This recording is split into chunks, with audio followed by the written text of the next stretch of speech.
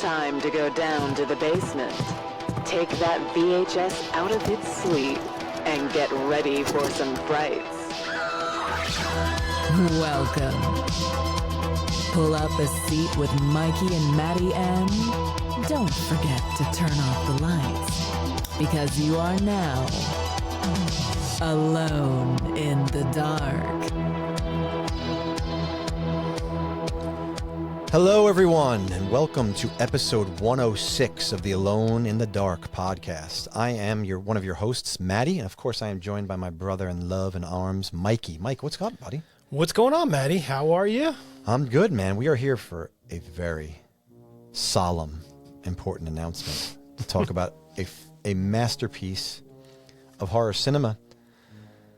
And maybe you know it by listening to those eerie fucking notes. Yeah, this coming up on the soundtrack right now. Yeah, this opening credits soundtrack song here is from 1980, The Shining, Mike. Yes. So good, Matt. So good. And it, dead of winter here, we thought it would be a good film to sort of dive deep, snow deep, if you will. Yeah. To talk about this film. And I know you know a lot about this movie. Well, I know as much as not really as much as can be known, because we're going to get into that later. About there's a lot of unknowable things about this movie. Yes, there is. But I've seen this movie. Let's put it that way. I've seen this movie dozens of times, for sure. Yeah, and I've seen it a handful of times. I watched it again last night, yesterday actually. Really? To refresh myself. This is not I know this is not one of your rewatchable type of movies. No, we'll get there. This is every couple of years. Yeah, we'll get there for sure. We'll yep, get there. Definitely. So it's time to jump in, Matt. Anything you've seen lately, or? So here's the thing. Not exactly. I don't consider it's Stephen King, so it's very appropriate. Not like horror for Stephen King, but I finally caught up with the James Franco series 11/22/63. Oh, cool! Based on the novel. Yeah, about the guy. James Franco is sure. English teacher, high school English teacher, Yes. this guy at the diner, Al, has a time portal that goes back to October 20th, I believe, of 1960, in which he has to actually live for a couple of years and stop the assassination of President Kennedy. Right. And it's an 8 or 9 episode series that came out. Probably I think it was 2016. Okay. Really, really well done. Cool. I enjoyed it. Like I said, not hardcore horror. If you're looking for like gross things, this is not your bag at all. Yeah. But I love time travel stories. Obviously, Back to the Future, one of our favorites. Yep. Non-horror for sure, but I'm a sucker for this stuff, and it's really well. I mean, the book 11/22/63 by Stephen King, one of my favorite Stephen Kings of the last 20 years. Cool. It takes off like a freight train once it gets going. So is this a single story, or is this like an anthology in a sense of there's like all kind of stories weaving in and out of each other? No, it's one book. It's based on his book, and his book is it's a very long book. It's like 1,000 pages, if not like 900 to 1,000, somewhere around there. It's one of his bigger books. But 8 9 episodes gets into the meat of some of the stuff, so it allows it to breathe a little bit. That's awesome. Doesn't cover obviously everything, but it's well done. That's really cool. I recommend it. I recommend it as a watch. It's cool, and James Franco's good. Good. Very cool. Nice. I just saw Wolfman, Lee Winnell's Wolfman. Yes. How was that? I really enjoyed it. I thought it was just a fun theatrical experience. I think if people haven't seen it and you're on the fence, see it before it's gone, because it's definitely one of those theatrical, viewings that you should definitely take advantage of. All right. So Invisible Man, now Wolfman. What does he think he's going to tackle next? I don't know. We were talking about this. I think Creature from the Black Lagoon would be cool, because I feel like besides that, what was that Oscar movie? Yes, the Merman movie that Guillermo del Toro did. Yes. Yeah. I That's The Shape of Water. Shape of Water. Thank you. Yeah. I was going to say The Woman in something, but that's another movie. But I don't know. I just feel like a modern take in Lee Winnell doing something like that. I was going to say that's what my take was going to be, that Guillermo del Toro kind of not really did it, but then I think if somebody like Tim Burton would want to get his hands on. That's true. On that. But you never know. You never know. You never know. But I really enjoyed it. I thought it was excellent. So definitely. I think Robert Eggers can do it. By the way, we both saw Nosferatu. Nosferatu, yeah. I was blown away by this movie. Every frame is a painting. It's one of the most beautiful films that I've seen in a really long. Talk about seeing something in a theater. Now, I heard a lot of mixed things from people that it's really, really slow, and it takes its time. Listen, it's Robert Eggers. Okay, Yeah. You're not getting in your face action constantly, but performances are fantastic. Lily Rose Depp is phenomenal. She's great. Willem Dafoe is some nice kind of, because it's heavy. you know, and what's his name? I don't know his name, but he's very good. The husband that actually goes to the castle to sell the property to. Yes, I can't think of his name either, but Count Orlok or whatever. Yes. It's a beautifully made movie. It's so meticulous. Everything about it. I mean, I could watch a Robert Eggers movie for 5 hours. It wouldn't bother me. I know you probably needed a little bit more from it, possibly. Yeah, you know what? I enjoyed it. I just, again, I think I'm on that camp of it was a little slow. It was a little just bloated to me as far as like shots and that kind of stuff. It was like a little in your face for me, you know, like look what I could do. And I don't know, but I guarantee you would disagree in a. Well, you knew I was going to love this movie. I knew you would. Yeah, it's totally right up your alley. And it's funny. Robert Eggers said he would never make. He's always going to make period pieces. He's not going to make a modern movie, a movie set in the modern age. I thought that was very interesting. Yeah, definitely. Yep. Well, Mike, we got a dense film to discuss, so we have to kind of jump into this. I think. Let's play the trailer before we get into the nostalgia, Matty. Tonight, an ABC premiere presentation. Jack Nicholson, Shelley Duvall, the ultimate exercise in terror. Anybody here? A masterpiece of modern horror. The Shining. Here's Johnny. So, Matt, this is, I know that you have a lot to say about this. Of course. I'm curious because you started watching horror way earlier than I did, and I guarantee that you probably saw this way before me. So let's before we jump into it, let's get into the nostalgia of this film. The video store. The old theater with the sticky floor and the best popcorn. Your grandma's basement. Be kind and rewind back to the time and place when you first experienced this horror classic.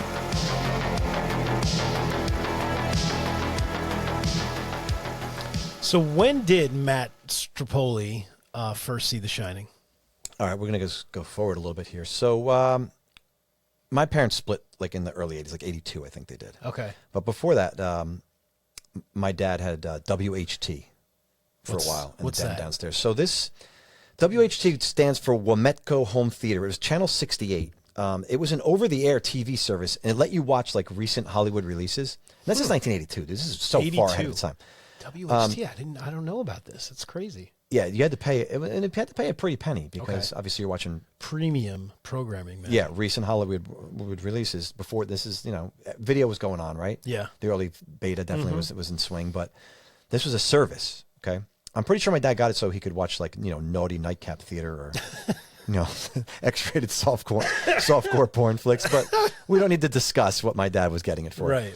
I remember when The Shining came on. Now, I was not even 10 years old when I first saw this. Wow. Now, the mind screw that is this movie. Yeah. Your 9-year-old brain is not. Listen, little impressionable children with overactive imaginations, precocious children, are not the target audience for this film. Matt, I just am picturing you with the scene with Grady and like the dog costume. Oh, the bear costume. Yeah, the bear costume. The bear. And I'm just picturing little Matt, 10-year-old Matt, just like jaw dropped. Like, what is happening right now? I can't even imagine. So Grady's not in that shot, by the way. It's a party goer and a guy. Oh, in a it bear wasn't? costume. I thought No, it was he's Grady. the guy. No, I think he might be the guy who's. I don't even think he's the guy, but the guy with the split face. That's like great party, isn't it? Grady's the guy that's in the bathroom and they have. No, an I know extended he's in the conversation. bathroom, Yeah, but I don't, could've it's not sworn. him. Oh, I thought it I don't was. believe it's him. Okay. So let's go back here. So that was when I first saw this movie. You probably didn't see it in 1982, 83. No, I saw it way later. Not 90s though. No. It was Okay, so you saw probably late pre-90s. 80s. All Yeah, right. Yeah. Okay. And it was either on TV. If I was trying to remember, it was either on TV or it was a rental for sure. Like everyone talked about it. Did you see that ABC broadcast that we showed? It played may at the have beginning of been. the episode? Honestly, it may have been. I don't Okay. even know. All right. A lot of things about this. So the tagline of this movie was a masterpiece of modern horror. Not the most imaginative tagline. No. Obviously based on Stephen King's novel from 1977. Yes. College classes teach this novel. I mean, this is one of his most revered Was this literary sold? works. Was this sold before the book came out, The Shining, or did the book come out? Interesting because it went into production in 1978. and it came out in 77. So it may have been like a Christine situation where, Right. where Like, it was yeah. sold like right away because he was a Yeah. hot property at that Yeah, time. he was, yeah. This was after Salem's Lot. So it opened in 1980 on May 23rd, but then it went wide in June. So this is a winter movie coming out June 13th, which Right. is strange. Strange. Right? Presumably Friday the 13th. Yeah. Interesting. Because you had Friday the 13th coming out that same year. Yep.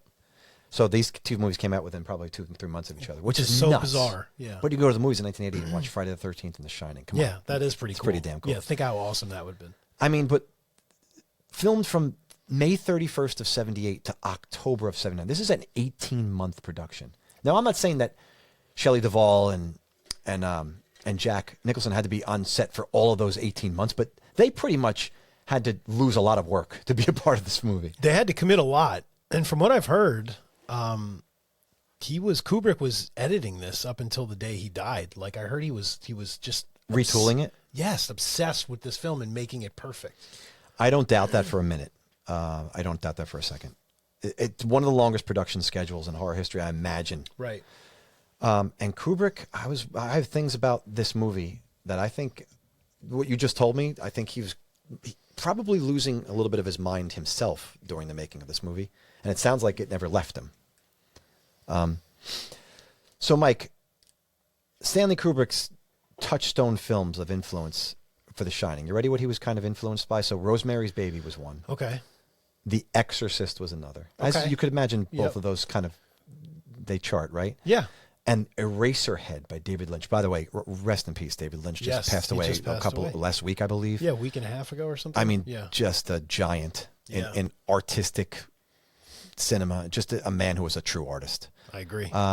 But so his Eraserhead was one of the touchstones. Imagine, as good and as innovative as Stanley Kubrick was, he revered David Lynch's early first film, Right. Eraserhead. Was Yeah. that his first, I think it was his first film, his first commercial I think it release. was, yeah. So amazing that he had that impression that early on somebody like Kubrick, who had been around for 30 years by this point. Right. So the other actors, we could talk about this. You want to talk about this later? Or you Yeah, want let's to talk get about into it with the characters. I Okay, feel like we'll we get should that- the save it characters. because it's Okay. makes more sense. To, it? All right. So you know what Razzies are, Mike? Razzies, it's an award, right? It's Yeah. like a. So you have the Oscars that recognize But greatness. Razzies aren't good, right? No, Razzies recognize the worst film Yes. achievements of the year. So just for some context here, because we're doing nostalgia, right? Worst cinematic failures of a given year. The Shining was nominated for 2 of these. 2. The Shining, What? the masterpiece of modern of horror. For why? So worst actress for Shelley Duvall, and we'll get into that later. Oh, that's right. I did hear this story. That's an embarrassment that they would do that to her. Just unjust. And this is even better. Worst director, Stanley Kubrick. Wow. Absolutely ludicrous. So consider, Mike, Brian De Palma, genius. Yeah. Was running against him for Dress to Kill. Razzies. So 2 of the best directors of all time Right. Who's were nominated for Razzies in 1980. Who's in charge of the Razzies for Dress to back Kill then? and The Shining. That doesn't make any sense. That's crazy. Yeah. They're competing for Razzies at this point instead of Oscars and like Lifetime Achievement Awards and Genius. Yeah. Thankfully, they both lost. So, what do you have for nostalgia? What do you remember about? Was this like your parents' house, kind of one of those basement movies where you kind of alone watching it? Yes, definitely was. Wow. And I just remember just the feeling of dread as a young guy. You know, I wasn't 10, thank God, but But you were 15, 16. yeah, and just like I had seen horror, and seen some horror films. I did see The Exorcist before this, so that was kind of Okay. my first taste of like real dread feeling horror, not fun horror, Right. Right. But I just remember just like feeling this uncomfortable feeling. And it's funny that we're talking about this today because, like I said, I watched it yesterday and my daughter Madison looked at me. She's like, "Dad, are you all right?" And I just was like, this movie just makes me feel very anxious. unnerves you. It just unnerves me. I don't know what it is. It has a power. It really does. But it took me back because as I'm watching it yesterday, it's exactly how I felt as like 14 or 15 or whenever I saw this, This is the kind of film that Gen Z kids and Gen Alpha kids or whatever, these young kids that are watching this, that would just look at this and go, "This is boring." Yeah, I was going to ask you, is this something that holds up to the new generation? I doubt it. And to me, I cannot reckon that one bit. But they all know it. That's the thing. They all know it. They do because it's iconic. Right. They know it because there's certain parts of this film that do live on and that are iconic and that I do believe stand the test of time. Yep. But there are other things. I just think you had to be a little bit older. And I'm not saying old. I'm just saying I think you had to be a certain age because there's I think a lot of what Robert Eggers we talked about at the top of the show. He picked up the baton from Stanley Kubrick, and his films, and Ari Aster has the same things with Hereditary, Midsommar. They have that dread. Yep. They have that unnerved feeling to them. I think completely. Sure. So I'm not saying that they copy Stanley Kubrick at all. I'm saying they took the baton of, they really set this unease and that dread in there, and it's not a tangible quality. It's just something that's there, and it's inexplicable. You can't explain it. Right. Whatsoever. Right. Yeah. So there's a lot more we could talk about and we're going to get into. So let's get into the settings and locations of this film. Let's do it. An isolated farmhouse, a summer camp, maybe a musty old attic or a dark basement perhaps. Let's visit some of the spooky settings from the film. So we talked about the beginning. You played that music, Mike, that score. Yes. Those opening shots, those aerial shots, those Glacier National Park in Montana. I mean, that location. It's amazing. So they filmed this movie in a bunch of different spots. Yes, they did. Which is surprising. And there's one thing that I didn't know, when we talk about it, but I didn't realize the Overlook Hotel from Oregon, the interiors were all a set in London. Well, the maze and everything, yes. Yes, we're all. But I thought all the hallways. London. The hallways were though. Well, no, the hallways are London. That's a set. That I didn't know. Yeah, they built all those hallways. That's a set. Because what parts of the Stanley Hotel then? The lobby? I think the lobby was a set too. I swear to God. But I think some of it has to be the Stanley Hotel. I don't know. Because they have like film festival that came from that. So did you see footage of the Stanley Hotel now and it looks exactly like that? No, because the exterior shots are the Timberline Lodge in Mount Hood, Oregon. That's the exterior. So it's not going to look like that at the Stanley Hotel. The interiors, some of the interiors, I think were influenced. That's where Stephen King. It was influenced. That's where Stephen King wrote from Colorado. Went exactly and got inspired for the story. I think that's the whole premise of this. Which I'd been outside there. I think I told the story before. When I was a freshman in college, I went to school in Denver, Colorado. We did like it was like a freshman activity thing. It was like within the first week of school, before the sophomores and through seniors came back. Yeah. And we went hiking and they took us right past that hotel and pointed it out and said this was, this is the hotel. But I swear to God, Matt, I'm pretty sure. You're right. The lobby is L Street Studios in Boringham Wood, England. You're right. And you know what's funny? I paid attention when you watched especially Jack at the beginning when he's after the interview and he's walking through. And when the Colorado Lounge and Stairs also. Yes, dude, it's all a set.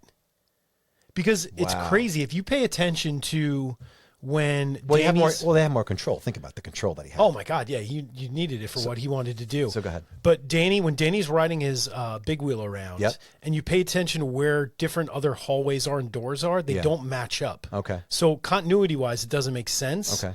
There's like a door to a room, but there should be like nothing there because on the other side it was like another hallway. There's like all kinds of weird shit like that.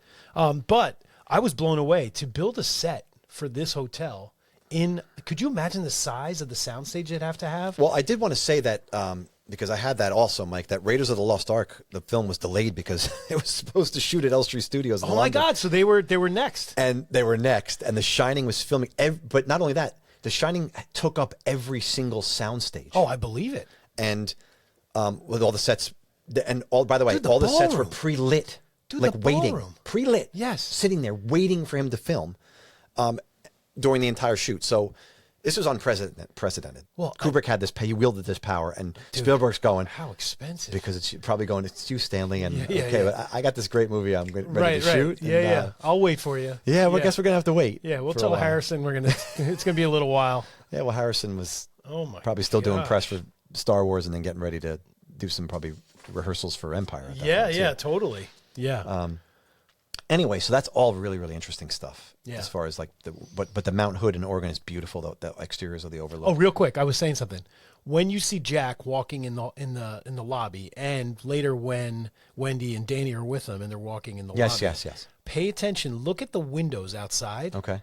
you will notice it's bright light coming in, but there's like trees in the background, and you can tell that it's like a set. Like you can tell that those trees are fake, like painted on a wall, or they're just fake trees, and you could tell that there's no detail outside besides that. So it's pretty obvious that it's a set at that point. I was like, holy shit, it really is a set. But all these years, I thought it was really the lobby of the. I thought they really filmed in that hotel. I did too, honestly, because that shows you what a craftsman and what a it's fucking great humongous. director is. I know. Yeah, it's beautiful. Yeah. To take all that in and navigate it and make it sell it to you like it's real. That's sell you the reality. That's is a nuts. feat in itself. Yeah, for sure. Yep. I mean, so many great locations in this movie that we'll probably talk about in the scenes, I guess. But Room 237, obviously. Yep. I mean, every single kid, right? Which wasn't 237. It was 217. 217. It wasn't the novel, yeah. But it's like the closet you're not supposed to open as a kid, you know? Like, stay out of there, you know, go in all these places. Yeah. I think since then they've changed the room to 237. I think they have, yeah. Because it's popular. In the Stanley Hotel, you mean? Yeah. Because I think Stephen King stayed in and they wouldn't allow... Because or something like there's something there where people want to. It's such a big deal, right? That it causes a lot of well, at first problems. The hotel didn't want because haunted, right? The room's haunted. Like, we don't want. We're going to turn people away, but they didn't realize it's good for business. Exactly. Well, for some people, for the nuts out there, like us. There's so many people out there that just die for stuff like that. I mean, that gold room location is absolutely stunning. Oh my God, that ballroom again, part of the set built in England. Man.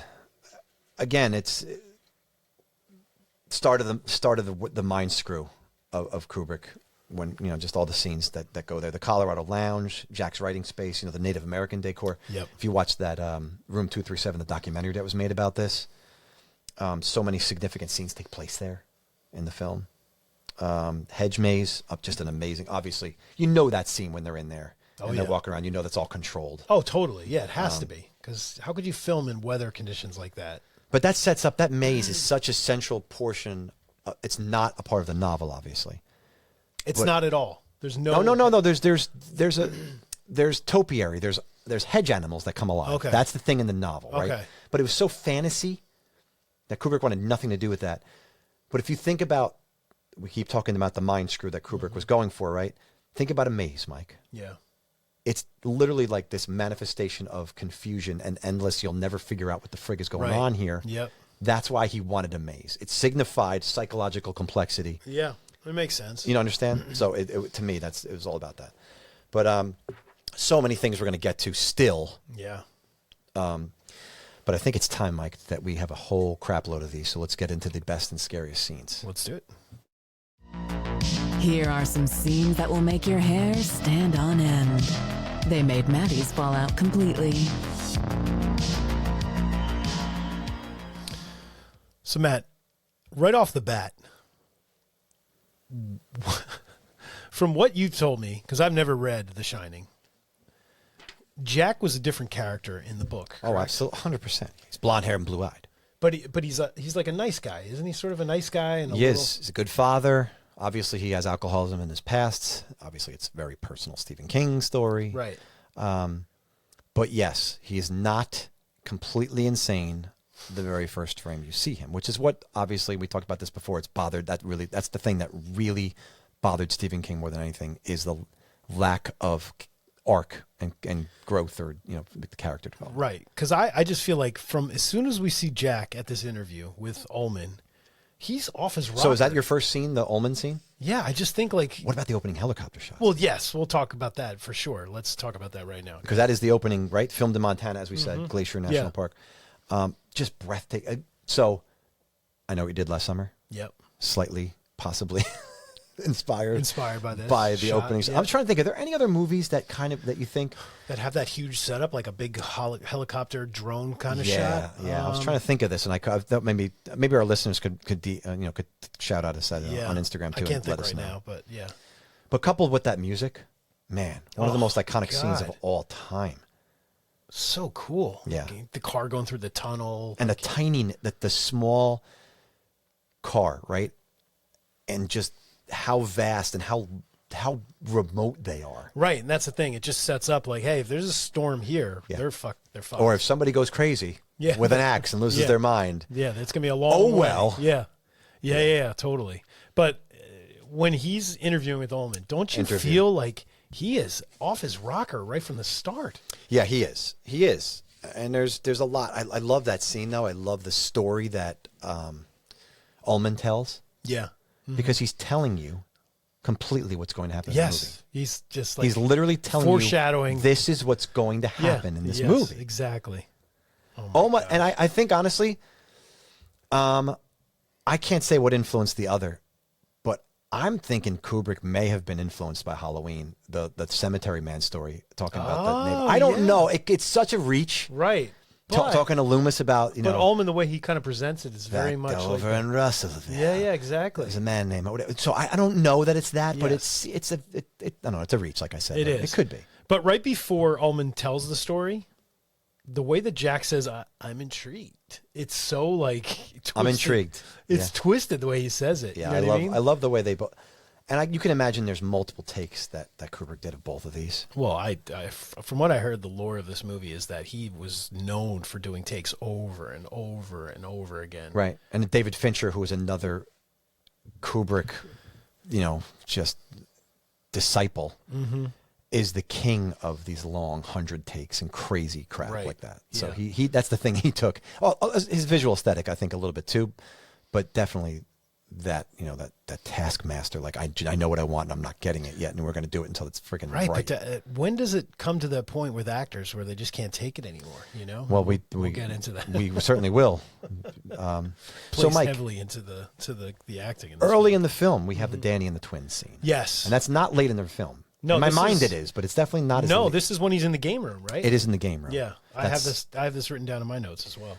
So you have those beautiful tracking shots of Danny. By the way, this is like the Steadicam was basically being perfected on camera in this movie. Yeah. It's one of the first movies that really, other than Halloween, which had done it. But this movie really takes it to the next level. But you can tell, like in Halloween, it still isn't perfect. Oh, it's it's clunkier. It's kind of clunky. It's bouncing a little bit. It's beautiful, but it's clunkier. Yeah. But in this movie, it is literally flying. Look what you can do with Mm-hmm. this. Exactly. It establishes, again, the maze outside and the maze-like labyrinthine quality of this hotel, right? Yep. So he's mirroring the hotel with the outside. So everything is a maze so that you're just lost in this puzzle. Hit the puzzle of Kubrick. Like the innocence of Danny's childlike wonder, it's contrasted with the sinister secrets, right, and dark mysteries of the hotel. He's got this natural curiosity. Meanwhile, what he's going to find is like me watching this movie way too soon. The kid should not be watching this stuff. No, and that's stuff. what I love about some of the Steadicam shots is that I made a note that like it's almost filmed in the sense of like what's around the next corner. You have no idea, you know what I mean, and just that feeling of holy shit, I'm about to fucking screw That's my such head a off. great point. Yes. And Mike, the whole idea of forever and ever, right? I mean, our ideas, especially me when I saw this movie, was from fairy tales. Forever was, that they lived happily ever after. Think about it. That's what you knew. Yeah. It had this positive connotation, as you said. And then you have the vision of the Grady's after they said this. And that's the image that's confronting your young mind. Yeah. Mm-hmm. But I love right before they show the Grady twins, there's that like awesome 70s quick zoom on Danny's face. Beautiful. Yeah, and there's like that score comes in and you just know he's about to turn and see something horrendous, which is awesome. And it's a small scene and it happens quickly, but it sticks. Yeah. Talk about forever. It sticks forever. It does, yeah. I imagine, it's going to be with me a long time. And it's with me now. Yeah. And it's 30, 40 plus years later. Yeah, exactly. So, Mike, I love this scene. It's a smaller scene, but I love the smaller scenes. We always bring them up on this podcast. Yeah, me too. Jack's nightmares. Oh, my God. I think I wrote this down. When he's asleep and he's screaming. In the Colorado. Yes. Ah! Yes. Yeah. Oh, my God. It's literally next to my notes. Yeah. I'm glad we're aligned in this because you and I these are the scenes that now, as we analytically look at them, you're like, you don't have to have that. But this is like the crux of setting all this stuff up. These are the scenes that make this movie. Yeah. The echo through the halls. You know what I mean? Man. It's crazy. Wendy coming from the basement, right? She's lighting the boilers. She's checking. She's the one who's doing all of the. That's a note I made. I was going to save it so we talk about Wendy, but she literally does everything. She does. Jack has done jack shit. Yeah, that's his name, Jack. Yeah. He's done Jack. He has. But his nightmare, and then he explains it to her, and how he's chopping Danny into pieces. Gosh. Right? This is Ullman's story. Yeah. Starting to bleed into the story we're watching unfold. Yeah. Yep. And then Danny comes up all disheveled with his thumb in his mouth. Yep.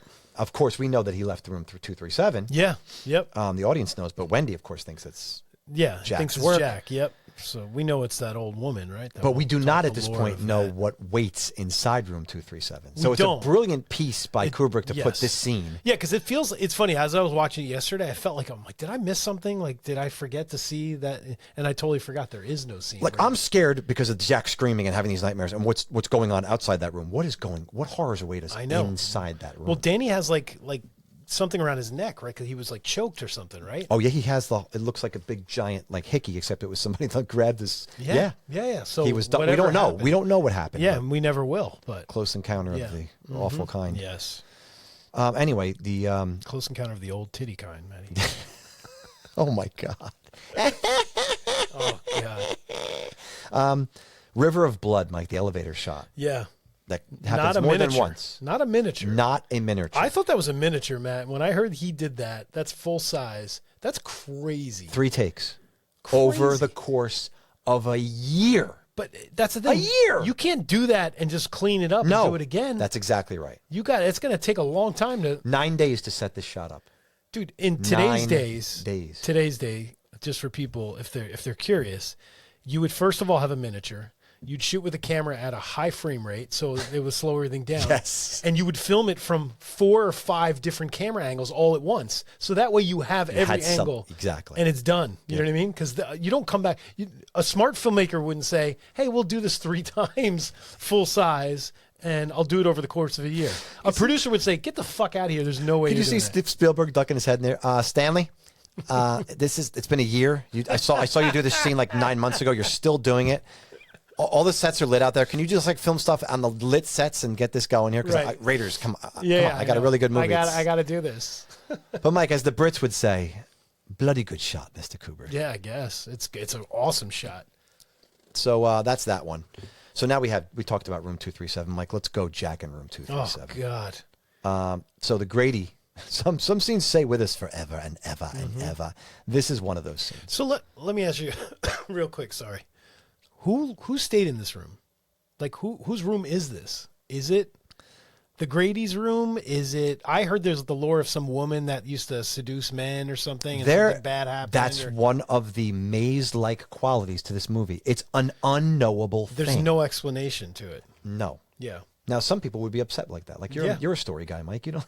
Yeah. You want some real concrete. I do. I like closure on who answers stayed in and that room. clarification. Even if you just give it to me at the very end, I'd Well, like to know. This is the wrong movie, Mike. So is this in the book? Room up to 17, absolutely. But is the woman in the book? There's weird stuff in the book. But that's what I think the lore has come from. There's like some woman who like seduced men. There's a That's little in the bit more book. of the history, I think, in the book. Right. I don't even remember, honestly, because it's been so long since I've read this. I am due for a reread of this, for sure. But, Mike, here I am. Remember, now go back to the beginning my of this God, episode. 10 years old. I'm 9 years old when I watched this. Jesus Christ. Now, I talked about Creepshow 2 and, the girl laying down and he's basically sexually assaulting her Yes. on Yeah, the on raft. the raft, yeah. And she seems to be liking it. And then her face, right? That sex to death switch. Well, again, here you have that same dynamic, right? And I saw this before Creepshow 2. So between that scene in Creepshow 2 and the sex and death dynamics are all jumbled up in my young mind. The buildup of tension, because we saw Danny earlier sucking his thumb. Now we have Jack and what he's seeing. And then when she's cackling and coming toward, again, that moving shot backwards as she's coming toward the camera. Yes. Oh my God, dude. Reaching out her hands. Awful. Her saggy, deteriorated nakedness is Her, awful. They show her back. She's got like skin like flaked off and stuff. It's This so scene still disturbing. destroys me. I'm Yeah. sorry. Everybody out there who thinks I'm a wuss, call me on it. I don't care. No, This scene I agree. just disturbs me to this day. Yeah, it's awful. Do you have anything else to say about this scene? No, I just the trick, you know what I mean? Where I just like you said, when I was young, I was just like, oh, make a girl, and then to have that switch, you know what I mean? It just was just terrible. It hit me, Mike, just now. And as a matter of fact, it's hitting me. The next scene I have is Jack and Grady. Where are they?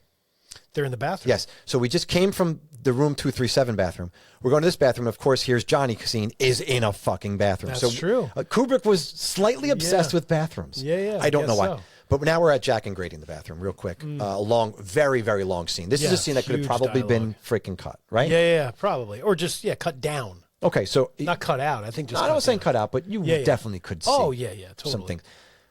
Nicholson might be the star in this scene, Mike, but he only sets up Grady. Philip Stone plays Grady. He has some great lines in this scene, and we're going to get into some of those later. But besides Philip, Mike, Jack Nicholson's reactions are what make this scene.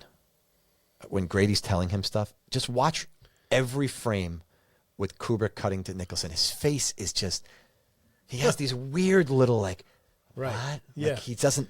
Well, it's like he's slowly breaking at this moment, right? Breaking. Yeah, and he's absorbing Grady and They're impossible for me to, I can't even imitate them because it's just too in the moment, like improvisation. Well, Grady's basically telling him like you've been here all along, right? And you're the one that's always been the caretaker and stuff. Exactly. Yeah. And I would have been Kubrick in this. I would have never. I would have been enjoying these actors so much. I wouldn't have been able to cut anything. It would have been too precious for me. Yeah, Like I these know. guys are just too good in this. Yeah, I know. I can see that for sure. Yep. So what do you have for next scene? I just think I want to get to the maze because I just Well, think we it's have so- to hit Wendy and Jack's confrontation on the staircase. Yeah, definitely. Oh, you know what we forgot to talk about? I'm sorry. If we can jump back a little bit. The scene that really stood out is when Halloran is talking to Danny for the first time using The Shining Yes. at the beginning of the movie. Okay. Yeah. Sure. It's so odd. You know what I mean? Like he's going through all these different things that they have to Wendy, and then all of a sudden he's turning, and you hear him, "How about some ice cream there, Doc?" Yes. And it's just like, Yeah. what the fuck? What And is all happening? that intense music build up. And Yeah, cues and then when stuff. they're sitting at the table eating the ice cream, Yeah. when Jack and Wendy again like leave your kid with a stranger, Yeah. not good parenting skills, but whatever.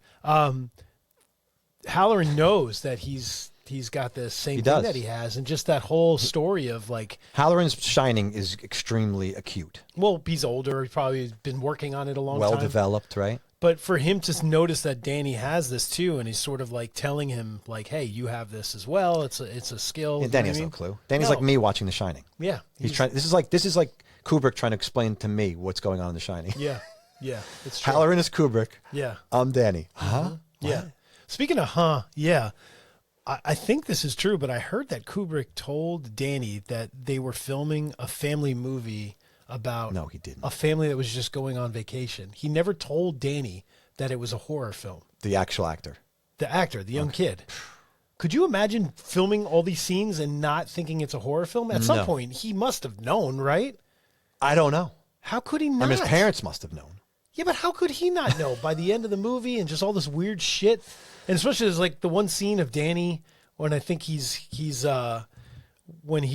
turned into what's his character, his finger character name? Yeah, Tony. Tony. Yeah. When he's Tony and he's just making that face like Yes. what yes, did Kubrick say to him at that moment? Like, hey, I want you to react like I think this. he just broke it to him that this is not a family movie about a kid.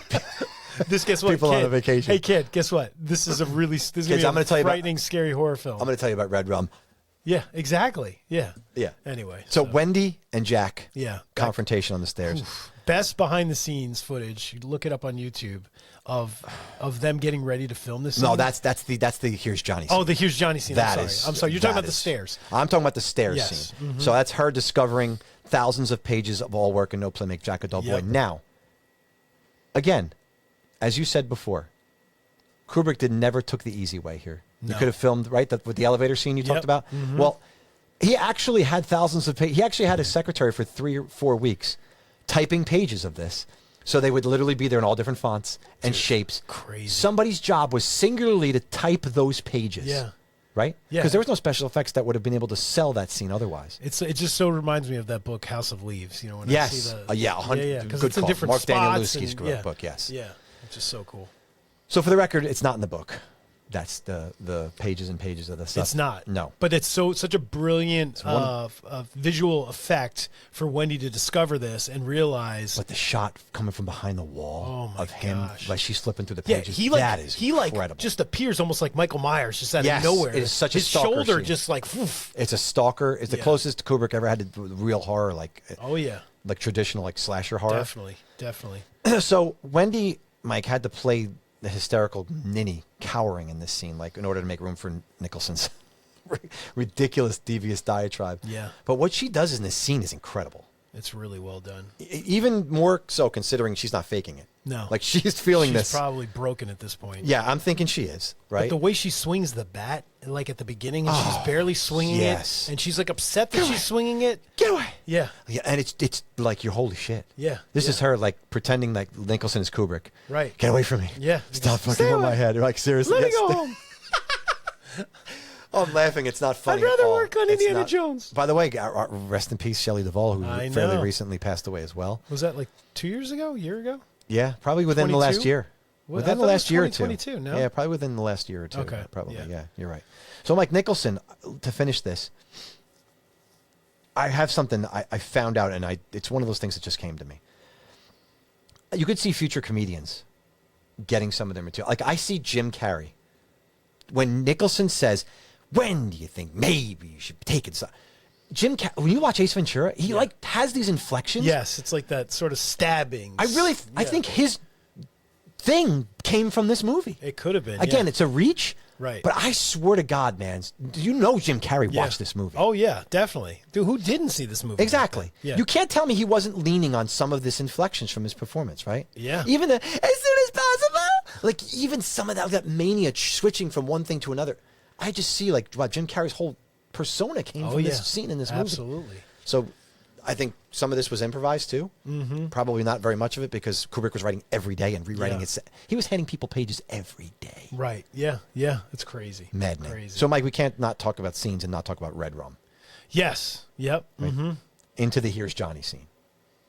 Crazy, right? It all happens one into the other. Is that in the book? So, I think the Red Rum is in the book. Yes. Okay, Red Rum gotcha. is definitely in the book. Because I was going to say that seems very. No, because you look at King. Dr. Sleep, it leans on Red Rum. Yeah, that's and what that I'm comes saying. from The Shining. Yeah, So yeah. for sure. Mm-hmm. The most iconic sequence in the film. Not to me, to people, I think. Yeah, oh, yeah, definitely. Most endlessly quoted. You would agree with that too? That comes up well, in here's quotes. Johnny, definitely. I mean, definitely.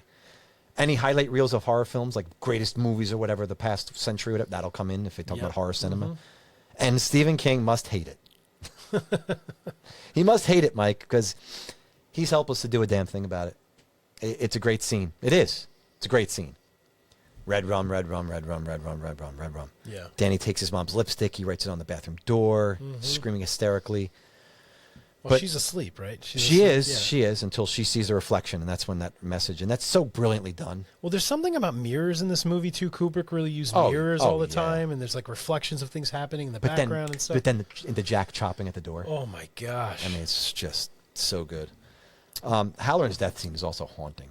Well, I feel so bad for this guy. He literally left Miami, with his pimped out fucking apartment with those the paintings. Have you paid attention to Halloran's paintings at his place in Yeah, in Miami? the woman with the boobs hanging out and yeah, everything. yeah. Oh yeah, Dude, and he's the big like- afro. yeah.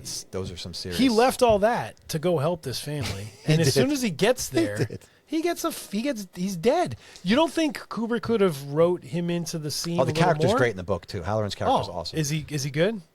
Oh, he's in the great. book? Should I spoil this right now? I mean, people are going to read Yeah, this book. I mean, go for it. Halloran lives in the book. He does. Yeah, he escapes in the snowcat with Wendy and Danny. That's what I was going to ask you. Do you think Kubrick? I've heard Kubrick was, not favorable of women, but was he a racist as well or no? Well, you could argue that he is. He does use the N-word in this movie. Yep. In the bathroom, the Yep. conversation between Jack and Delbert Grady and Yep. the thing. With Grady. Yep. I remember that.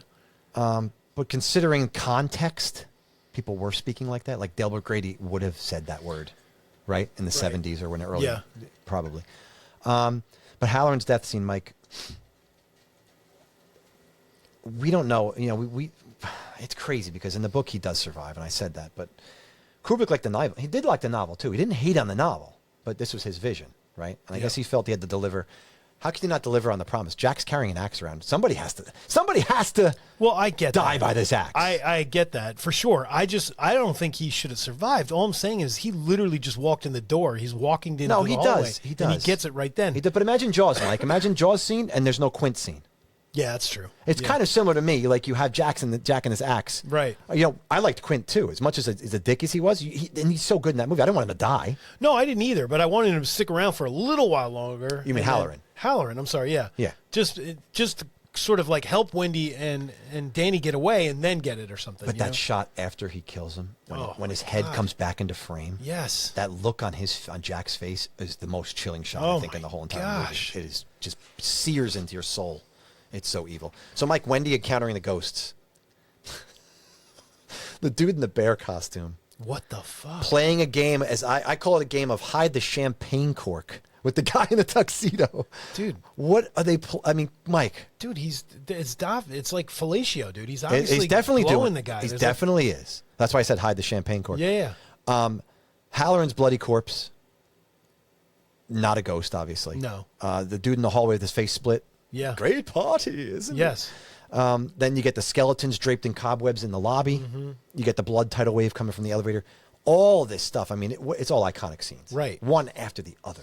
Well, to me, this reminds me of when people talk about going to like a place that's haunted. You know, they say that when you see a ghost, you see either two versions of them. There's an actual ghost there haunting you, or you're seeing like a tape recorder playing scenes over and over Right. again from what happened. So, to me, I would say that Kubrick might have been going for that, where Wendy's seeing these things that like happened throughout Yes. the hotel over the years. Absol- Does that make sense to you? It or- absolutely does. With the 'Cause ghost. sorry, I'm trying to make sense of this movie, and I always have been. But does you it? know? Do you ever think about why she's able to see them? Is she shy? Does she have? She must have some shining ability as well. Well, Are we there's having a Leia with the Force kind of Well, I conversation don't here? know. In There's a theory that in The that- Last Jedi? that Danny obviously has it, but there's a theory that Jack has it. yeah, yes, And the reason why Jack was drinking was to nullify The Shining. right. Well, And he stopped drinking, and that's what it brought it back. And which made was him kinda able crazy. his ability to see all this stuff, Right, and that's feel why all the he sort of presence of lost this and he stuff. got crazy. But anyway, that was, I don't know if that's true or what, or, you know. Well, we already talked about the fact that this episode's going to go a little long because this movie warrants it. But you've talked about the maze, so let's get to the maze. Sure. So putting aside George R.R. Martin's Game of Thrones, Mike, putting that aside, the ending of The Shining book versus the ending of the film is literally the original Song of Ice and Fire. Oh, really? Yes, because Jack's demise in the book is all fire because the boiler explodes in the overlooked basement. Oh, interesting. And this film, Kubrick goes, you know what? I'm going to do the exact opposite. Yeah. Jack ain't going to blow up in a fiery blaze. He's going to freeze to death in ice. Are you crazy. This is Kubrick saying, middle finger to you, King. Yeah, King. I don't care. It's my vision, buddy. Yeah, yeah, It's me. exactly. You want to see how far? If I'm going to piss you off, I'm going to piss you off so bad that you're never going to talk to me again. And that's pretty much what happens, right? But it makes sense. Jack is trapped in the maze of sort of craziness that is like, it's almost like it's like almost symbolic of his mind. You know what I mean? His mind is so 100%. nuts. And I'm just- glad you said that because yeah. I think Kubrick does this to the audience, right? I think if he were still alive, and I think if he knew, I think he'd be giddy with delight because I've gone down multiple rabbit holes about this movie, endless research, right? There's so much out there on There's this movie. books, the Room 237, there's all kinds And of there's endless YouTube videos of people talking about this movie. Yeah. I think more than any horror film, I'm going to say more than any other horror film. I really think it's the depth of research and just people's takes on it. Yeah. There's so many. So, for example, Grady telling Jack, like, you've always been the caretaker. Right. Right? If that's true, then why doesn't Jack know how to navigate his way through the maze? That's true. Right? Yeah. Think about that. Mm-hmm. I don't know. Yeah. But I think the maze is also thrown onto the audience because there's so many unanswered questions in this movie, and Kubrick leaves you endlessly researching, trying to find definitive answers. Just the same way you want to know, well, which room is that chick in 237? What is that story? Yeah. And you're not really told about that, right? Right. And the point of Danny's shining ability, it's too strong a force to defeat, which means we get a happy ending, Mike. Do we? Do we get a happy ending? Sort of. Well, we get that ending shot. So what do you think about the ending shot? I think it's, well, supposedly there was a different ending filmed or planned or something like that. But, you know, it's the only part of the movie that makes me chuckle a little bit because It does. Because Jack, his face is a little strange. You know what I mean? That frozen face, right? Well, no, that's the when they show him frozen. Oh, okay. What's the ending No, shot? the ending shot that's floating down the hallway into the picture. The photograph from the 1921. photograph with him in the July picture. 4th, Yeah, yeah, yeah. 1921, right? I like that. I've always loved the ending. I of this like movie. the mystery of that, of just, wait, what? You know what I mean? I love it. I absolutely love it. If you're going to deviate from the novel as much as Kubrick did, then, dude, just go as So far that's as not you in can. the novel? You can't chicken out at the end. No. The picture's not in the novel? No, Danny, Wendy, and Halloran get down to the snowcat. And that's it. No, they don't dolly in. This is all Kubrick's Yeah. maze Right. It's just mind screw. Yeah. This is him just, you know, you rode that wave of abstraction all the way to the finish line. That's why I'm glad he didn't chicken out in the shot. So what do right? you think? What is your take on this? Well, was Jack there all along? Was he there in the past? Like what if you had to give like a, you know, like a rational explanation of what this movie and Jack's play in it is? See, I feel trapped right now because the whole point I'm making right now is that You don't need to know And that. the magic of this film is it creates more questions than answers. Yeah. Everything this end of this movie questions everything you just watched. I know. Right? It's the mind screwed of mind screws. Not only is it not an ending, it's another beginning. That's, yeah. The viewer's now trapped in this maze, just like Jack Torrance. Like, okay, an endless maze of interpretation, conspiracy theories, and none of them are ever going to reveal definitive answers. Right. None of them. So you want a definitive answer from me. Was Jack there all along? That's what Grady said to him. Right. So it appears to be a validation of what Grady told him. Yeah. You've always been the caretaker. Right. here. But is it actually Jack? I don't know if I believe that. Well, you think it's just somebody that looks like him? No, I don't think it's somebody that looks like him. I just think it's the mind screw again of, Right. check this out. Here, we put now Jack's in the photo, so now we can do with that. Or is it just Jack is dead now? He's always going to be a part of the hotel. I don't think it's a Sixth Sense thing. I think the Jack you see in the movie is a real Jack, and he really dies in the maze. No, right? no, It's not I agree with you he's not a there. ghost. I'm saying the photo is like new, like it's like now you're part of us. Like all all the ghosts and all the people that are stuck. It almost in like this the hotel. picture of the photo absorbed him into it. Yes. Is that what you're saying? Yeah, That's yeah. interesting. I like that take. So when a he little bit. said you've always been the caretaker, like there is no time in that sense. When you're Exactly. dead, there's no time. So yes, he's yeah, always the been temporal caretaker. dimension doesn't exist. So I like that. If you need definitiveness and you like do. like it, I and do. you had, I love that you brought that to the attention because I think that's a cool thing. If you're gonna make something kind concrete, of makes sense in my mind. But my take is, yeah, I have no effing idea. And I will search my whole life trying to piece together something. But I'm glad you're going to go to bed tonight and you're going to suck your thumb like Danny did in room 237 and you're going to be able to sleep tonight. I will not. Yes. Because this will haunt me. I for just many remember years to come. the original ending that I think they filmed or they were gonna film. What's the guy that interviewed Jack? Allman. Yeah. He shows up at the hospital. Yes, that's and right. He gives Danny that's the right. tennis ball. The tennis ball that Jack was thrown up against the from wall. 237, which is another thing that makes no sense. Well, that's also the one How Jack did was chucking against the but wall. how did the ball end up in room 237? Well, Jack was in there. Oh, that's right. He was in there. Yeah, Jack was So in he there. left the ball in there. Yeah, he left his ball. So anyway, he left his gives balls in him there, the right. ball, and I forget there was like a line of dialogue, and they were like, no, we're not going to do that. We're going to go with the picture. It was a cool ending. It was a cool idea. Yeah. Reading about the ending is really cool, though. Yeah. Just to know that something else existed. Right. That is cool. Yep. So, Mike, I think we've talked a lot about scenes here. We need to get into characters Oh, and quotes God. because characters first, we have a lot to do here. Let's do it, Matty. Let's talk about these characters.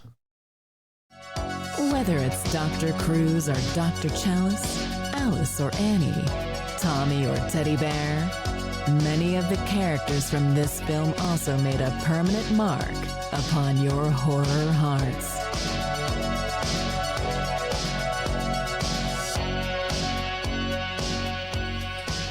So, Matt, you don't want to talk about Jack first. No, do you? I'm going to start with Lloyd. I'm going to start with Lloyd the bartender. Oh, good, because I love Lloyd. Lloyd is this stoic dude. Okay, he looks like someone could saw off his leg while he's pouring a drink, and expression would never change on his face. Yeah, he's got like a scar on his face or something. He's He's just- got like this. Just imagine somebody hacking his Yeah. leg off, and it wouldn't matter because he's got his job to do. I get eerie AI vibes from Lloyd. Do you get that? I get that. Yeah, I just feel he's very stoic, very calm. Yep. Almost too calm in a sense, where it's a little creepy, like you said. It's Like he's animatronic somehow. Yes, or it's definitely. He got lost on the way like to the it's Halloween not- 3 set. It's yes. He ended up at He the doesn't have Overlook. red hair, but he's he's ready to have orange or yellow goose shoot out of his mouth. Well, Mike, those who know me, anybody here on this podcast knows that I don't drink. That's right. But is Lloyd is he bad at his job? Why do you say that? All right. Jack tells Lloyd to slip him, and I quote, a bottle of bourbon, a little glass, and some ice. Mm-hmm. Lloyd proceeds to take a bottle of Jack Daniel's whiskey and pours Jack a glass. Huh? What? Didn't he just ask for bourbon? Yeah, So why is he giving him Tennessee whiskey? I don't know. Well, I'm just asking. Is he bad at his job? I guess so. Or is that just Kubrick Or not is- really paying attention to the details? I don't know, Mike. How can you doubt that he paid attention to detail? I mean, come on. He did it. I can't agree that he would make that mistake in this case. I guess, but there's no reason for it. I just think that supports our AI. Maybe Jack Daniels is AI's version of bourbon. Maybe they're out of bourbon. Who knows? Oh, Like, okay. Where's the fucking bourbon? I'm thinking, I was gonna say, of Nightmare on Elm Street. So what do you have to say about our boy Lloyd? Is that enough about Lloyd? No, I think he's great. I just think he just had this like calming presence to him, you know, which it just makes me want to like have him as a bartender, even though he gives you the wrong drink. You know what I mean? But also just like to have that song "Midnight, the Stars and You." Yes. It just goes so Beautiful well with song. his demeanor and just like his like this calm presence and just the way he's talking to Jack, and there's like these pauses. I don't know if you notice when Jack's talking, he doesn't respond right away. Lloyd, he'll just sit there and he'll just say, Yes. Mr. Mr. Torrance. Yes, Mr. Torrance. It's Yes, just, Mr. it Torrance. freaks me out. Yeah. But that's real acting. Like not just like having a line and just spitting it out, but waiting those beats and putting it out there. I And love having Jack as the counteracting to his stoic nature that. Oh my gosh. is perfect because it gives Nicholson all that room to breathe and all that room to just chew the scenery the Right. way he wants to. Yeah. And you know that's what Kubrick wanted. Right. He wanted this to set up the mania of Jack Torrance, right? Absolutely.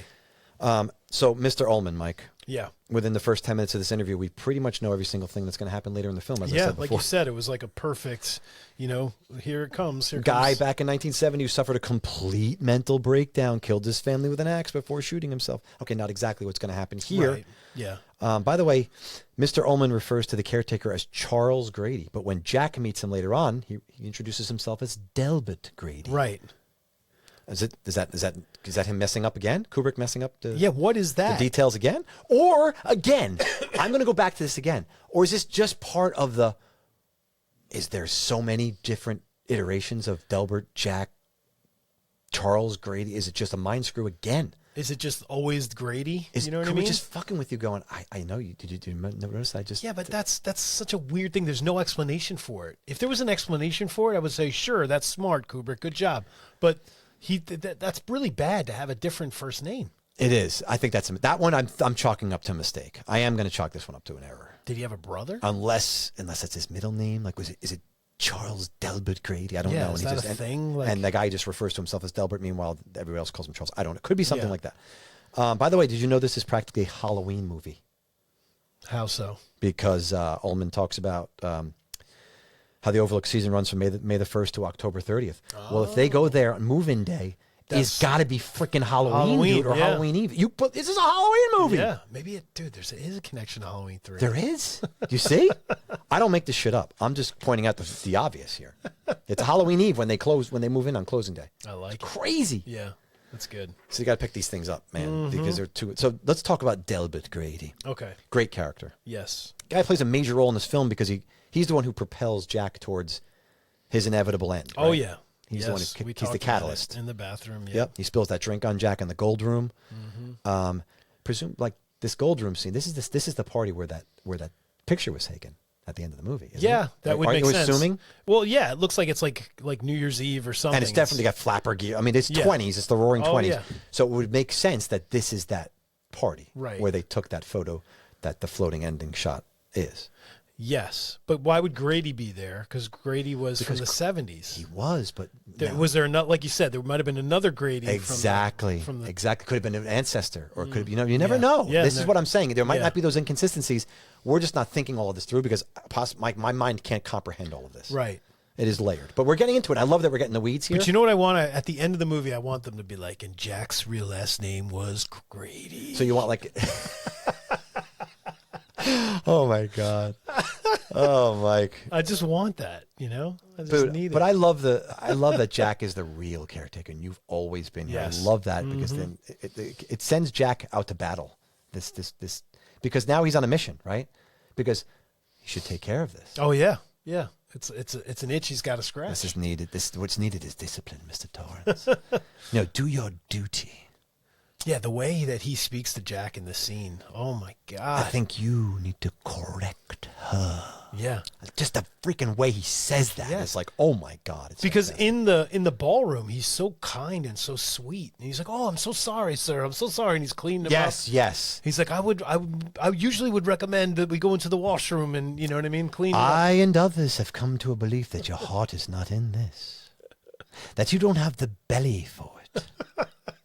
I could see you could hardly have taken care of the business we discussed. It's really, Oh really my good. God, it's haunting. Setting Jack on his murderous path. I mean, Grady, man. Yeah. Grady is the man. Mm-hmm. If you like fathers that went crazy and killed their daughters. And Yeah. Dick Halloran, Mike. Scatman Crothers. Scatman Crothers. I knew. Now, my mind, Mike, I saw this afterwards, but I think of him as the kick the can in the Twilight Zone, the movie segment. Yes, that's Right? right. As a younger kid, when I really think about it. But I saw this first, so I do know him from this movie first. But when I tend to think of 80s movies, I think of him Yeah. in the kick the can segment of the Could Twilight Zone it be a nicer I wanna give this- person? Like, you just feel like he was probably like such a sweet man in real life. Well, we you know talk what I about mean? bears in this movie. There's bear symbolism in this movie. I want to give this guy a bear hug. I love this guy is just such a lovable. And even if you watch him talk about this movie, he cries. There's an interview, and I think it's on. Oh, yes. I think it's on the making of it. Yes. He's in tears because he's so grateful to be a part of this movie. Is that what it was? Yes. Are you sure? He's grateful for working with such wonderful actors like Jack I Nicholson. heard- I'm telling you, he talks about all this, and he's crying. I know, but I heard that the reason why he's crying is because whatever scene that Kubrick was, made him do 1,000 takes. Kubrick made him do I'm it sure he so did. many times, and he was breaking. But he's still, on the outside, he's talking about how grateful he is. Yeah, well, that's sweet. And he's grateful for the opportunity. I mean, it's amazing. And if Yeah. Kubrick shit on this guy, shame on him. right. Yeah, he's how lucky he is to be working with such beautiful people. I wrote that down because that's exactly what he says. He's calming. Mm-hmm. He has this soothing presence. He's welcoming. He understands Danny's shining abilities much more than Wendy ever could, and she's his mother. Oh yeah. Wendy's lived with him since he was born. So I caught something though, Mike. What'd you catch?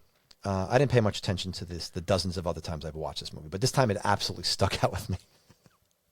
Halloran tells Danny that the Overlook Hotel has something that most other hotels don't have, the ability to shine too. The hotel has that ability. okay? Interesting. He also is the key to warning Danny about the terrible things that happened in the past. There's still a trace of that evil left behind, as if someone burnt toast. He talks about, right, burnt toast. Stay out of room 237. So Dick Halloran's shining ability, Mike, is so strong, he's able to receive telegraphic signals from Danny from 2,000 miles away in a Florida, Miami, Florida hotel room, his room where he's staying. Yeah. Right? With his pimp pictures. But his pimp pictures. But apparently, the shining that he has is not strong enough to alert him to the fact that Jack's hiding 100 feet away behind a pillar with a fucking axe, ready to kill his As ass. he's walking in. So is the shot, this is my question. That is a glaring inconsistency in his shining ability. Yes. So is the hotel's shining ability blocking his so that he's able to Jack is able to dispatch of him? Mm-hmm. You know what I'm saying? Or, What do you think of that theory? yeah, no, I agree with that. Or does it have something to do with Jack having the shining as well, and he's blocking Halloran's? I mean, there's some force shit here. I mean, George Lucas, you could say that Kubrick was honestly a little, and even King to an extent, could have been some peripheral. I mean, George Lucas could have been. It's all happening so close together. Yeah. Because this is 77. Star Wars came out in 77. Right. This is filmed in 78. So it's all like force, though. It's this idea of the force, right? Pretty much. It's all here. Yeah. In this movie. So I don't know whose force. I think it's the hotel's, because the hotel Yeah. is such a powerful force. They're blocking it because they don't want. I think it's they don't want shining Jack ability. to leave. They want Jack to stay and Exactly. kind of and dispatch of Halloran. Yes. Because he's trying to stop this. Yeah, of course. Right? Yeah, that makes more sense. So it's intense, man. And I'm glad we're getting in the weeds about this stuff, because this is what, honestly, I never hear. Every time you hear about this movie, people talk about how cool it is and aesthetically and stuff. But we're getting in the weeds about like some psychological shit. And I this love is that we're the doing stuff this. that you try to figure out some of these answers in your head. What about Danny Torrance, Mike?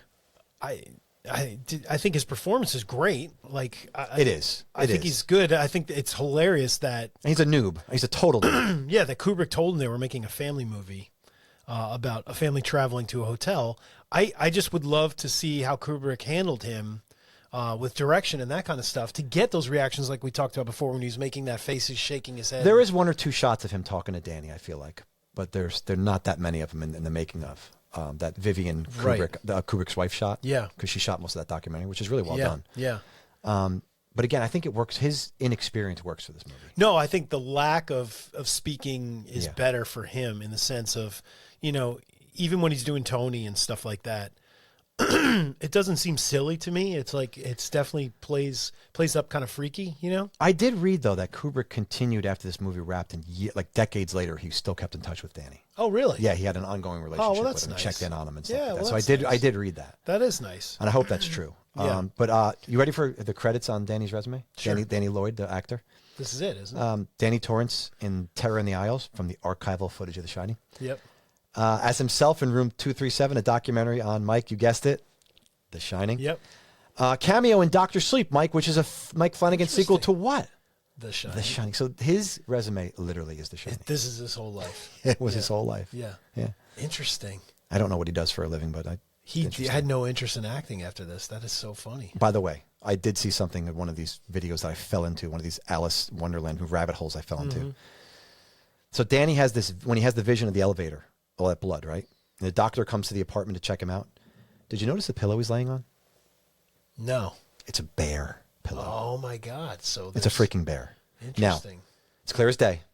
Is this foreshadowing to later on when Wendy sees the guy in the bear costume? Right. I don't know. Right. But it's connected somehow. Somehow, yeah. Right? Yeah. Or is it just a bizarre coincidence? I can't think I it's don't just a think bizarre it would coincidence. be. Yeah, I would think that even if Kubrick was like, "Hey, we're going to have 2 bears in this movie," you know, I don't think there's a chance in hell. I think it's, Yeah. again, it's this psychological mind screw. It's this Freudian crap. It's this like trying to like put, you know how in the movies back in the day when they flashed like a 1/24 or 2/24 of frame of a peanut or like a drink or something in the corner, Yeah. and people are like shit, I got to go get a drink. Like it was literally conditioning. It's that behavioral conditioning, right?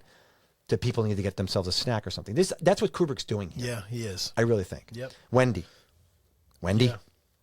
So, Mike, again, here's what the part where we can talk about the mental exhaustion, the illness, the hair loss that poor Shelley Duvall endured at the hands of Stanley Kubrick. And obviously putting the needs of his film well above the well-being of his actress, unfortunately.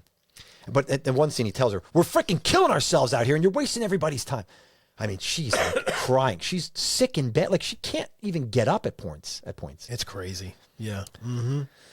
Anyway, I will say that his unsympathetic attitude toward her and how badly he must have, like, I think he was really doing it to ready her for the role, because that's really what her role required in his eyes. So he was just kind of treating her that way to get this performance. Get this out of her. performance and out to of make her. her feel like, why isn't he being nice to me? I Does don't that make it understand. right? No. No, it doesn't. No, it's absolutely cruel. And you couldn't do that today. No. No, you couldn't No. do that to an actress. But did the way that he treated her, did he get a performance that you and I can both agree on that was one of the greatest as far as just the fear and dread and just kind of, frightened? You can see how scared she is when Yeah. Jack is chasing her up those, is following her up those stairs. You can see it in her Yes, eyes. and I think it comes across in her performance, and it's brilliant. I really think it is. Yeah. There's some people I know that think it's cloying and it's annoying and it's like she's just too much and they can't stand it, like the kid in the Babadook. Yeah. But to me, I mean, Kubrick literally strips Wendy of her agency completely, because in the book she's ballsy. She stands up to Jack numerous times. Yeah. But he strips her of her agency completely, and because in the book she's on the brink of leaving Jack. Like this moving in like is a hope for her to try to mend this family. Okay. This 5-month vacation. This is going to be Yeah. them like just patching this up, and let's see this one last ditch effort to Yep. see if Jack's going to. Oh, they set if he's that up going in to the cut book. it. Is he going to cut it? Like Yeah. she's done with him, but she's going to give him another chance. But So she's tough, man. Even knows her history better than Jack. All the lines that Jack says about the Donner Party on the trip are Wendy's lines in the book. Those are Wendy's lines. Oh, interesting. She knows all this stuff. She has all this agency. King writes wonderful female characters. Kubrick stripped all that away. Yeah. Because he wanted this victimized, Right. traumatized. Yeah, abused. Right, Yep. exactly. But like you said, Mike, and I totally agree with you, as unfortunate as all this is, none of this diminishes the power and grit of Shelley Duvall's performance. No, she does none such of a it. great job. Yeah. I mean, her bravery, her tenacious professionalism. I mean, just to stay there and say, I quit. Right. To come back on day 2, on day 70, and say, I'm still here. Yeah, For exactly. you to abuse me. Right. Yeah. I mean, my God, thank God we have this performance to celebrate. We're celebrating it today. In no way. I mean, we're celebrating Shelley Duvall. We're celebrating this film, but we're celebrating the hell out of her performance. Oh yeah, she blew everybody away. It's a mess. It's not perfect, but Mike, I honestly think like a movement like the Me Too movement, I think it was born like right here in this moment. Mm-hmm. I can't believe, like, it's crazy the amount of torture that Shelley Duvall says that she had to go through on this. And you could see some of it in Vivian Kubrick's documentary as well. Yeah. But Jack, let's get to Jack. Oh. Huge differences in the book. Obviously, we've said this many times. Yep. Right? But could you imagine anyone else besides Jack Nicholson playing this part? I know that they've attempted, right? Who played him in the 90s? Steven Weber from Wings. Yes. Played him in the 90s. Okay. This is my bold statement for today. You know how much I revere and love Stephen King. Jack Nicholson is my Jack Torrance. Right, right. He's my Jack Torrance. Yeah. So, yes, I love the book. Yes, I read the book. The book is better than the movie. You could make that argument. I'm not making that argument today at all because I honestly always thought that when I was a kid because I've stuck by my literary, pretentiousness. But now I'm not saying that anymore. I think they're both equally as great properties, one artistic statements. But Jack Nicholson is my Jack Torrance. He's my apologies to Stephen King, but this is what I'm going to carry with me in my memory bank. I'm sorry, good or bad. Of course, no. This is what I have. Yeah. Would you have rathered that he had more of an arc, though, as like Jack Nicholson played him more? I can't say that because then we wouldn't have this. Right, I guess, yeah. Because Steven Weber in Mick Garris's 1997 adaptation, of course, is more faithful to the book, right? Because that's what he was trying. That's what he was going for. But the fact that Kubrick went this far away from the script, is why you get the Jack Torrance you have, the over-the-top scene chewer. The one I saw on WHT on USA up all night, and thousands of times that this showed on the TV over the years. Nicholson is the one that you see. Right. So he's Jack. He's everywhere. Here's Johnny. It's all him. Like, this is my Jack, right? Yeah. I've gone on record saying I prefer the book over the movie, and I can't say this anymore. There was one time, a long time ago, I said that. I've seen the film dozens of times since I've said that, probably. Most recently, a few weeks ago. So I'm not sure I can make that statement accurately anymore, but Jack, I mean, God bless him. He's nuts from the first frame, and you love him for it. Yeah. I just wonder if King liked Jack's performance, at least, not loving Kubrick's, direction. I don't know that he could separate it. You don't think he can? I don't know, because if he's that close to it and you wrote it, I don't right. know. Because I think there were other actors that he wanted for that role. I don't know that I wrote them down, actually. My apologies, I didn't. I know he wanted. I know Jessica Lange was actually in contention, I believe, for Wendy. Because Wendy is blonde hair and blue eyed in the book, right? Like somebody like Rebecca De Mornay in the late '80s, early '90s would have been a good take for her. So it's not a character in the movie, Mike, but let's get to Stanley Kubrick here, arguably the greatest living filmmaker of the time. And you said it up top, and it chilled me. Honestly, I got chills when you said it. What? That right up to the end of his life, he was editing this movie. Yeah. That gave me chills because as much as he screwed people's minds in this movie, I think he was on the edge of madness too, on the brink of madness when he was making this movie. I just think he got sucked into the vortex of this maze, and the fact that it had no definitive answers, and maybe he was searching for some too, and maybe he just gave up. Right. He just couldn't do it anymore. Maybe he just gave up. But what he gave us miraculously ended up being this unknowable thing, but still so beautiful. Oh yeah, it's gorgeous for sure. Yeah. I have this overarching question for you, Mike. How long were the Torrances actually at the Overlook Hotel? Is there a definitive answer? No, there's not. Because let's analyze this madness of the title cards. The title cards are maddening. Yes. Ready? The interview. Date unknown. Right. Right? Well, we know that. Closing day is October 30th. Yep. So we definitely know that. Yep. A month later is the next title card, which is November 30th. Fair. Right. So they're there, right? 30 days. Tuesday, date unknown. Yep. Thursday, Saturday, Monday, Wednesday, 8 a.m., 4 p.m.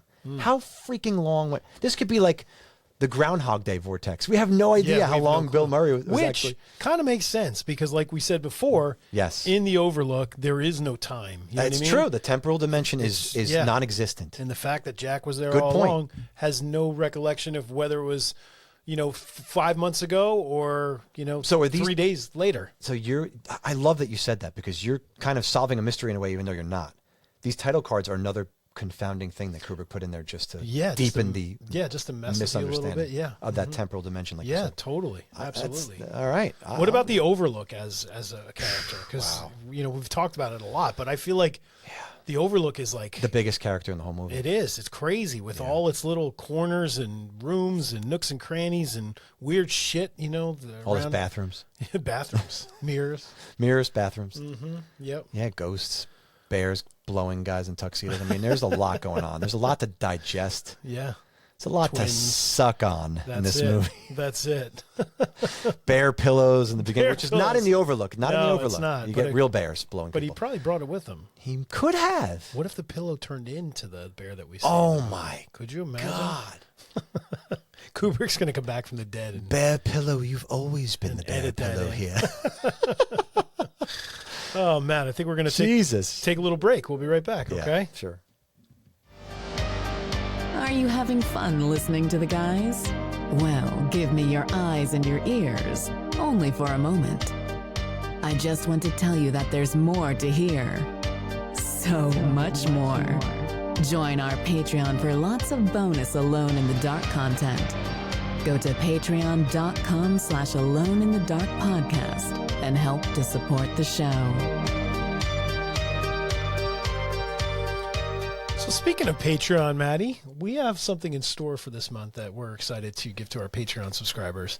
And we decided, I kind of had a thought. I was talking to Matt and I said, Matt, we always do this thing where we'll do like a holiday, like in the month of the holiday. But I realize a lot of people don't listen to our episodes right away. So leading up to it, it's like by the time they listen to it, it's like past that holiday. So I was like, hey, we have February coming up, Valentine's Day. We're excited about it. And thought of a fun episode where Matt and I talk about our favorite couples in horror movies, right? And we're just going to discuss them. Yeah, like relationship goals of horror, like horror couples. Yeah, which is going to be fun. So that's going to be our bonus episode this month. For January. For January, which will be fun. But Matt and I... But we're also going to put a twist on that, too. Yeah. We're also going to have our favorite horror couples, but then we're going to give them... we're going to find like a quote maybe for them. Or a song. That defines it. And then match it to an actual... Like, give them a song. Because every couple has a song, right? That's right. This is our song. Yeah, exactly. Well, we're going to give these horror couples a song. Yeah, which is going to be fun. So you can look forward to that. So if you don't follow us on Patreon, please do go to our Patreon. It's patreon.com/Alone in the Dark podcast and consider supporting the show. If you like what you hear here, definitely. There's more of it over there. Yeah, we're just as wacky over there. We are a little looser, a little fun. Yeah, but, for sure. Yeah. But anyway, so Matt, we're going to jump into our favorite quotes from The Shining here, right? Let's go into it. What about the best quotes from the film? Let's take a closer look at what the characters were saying.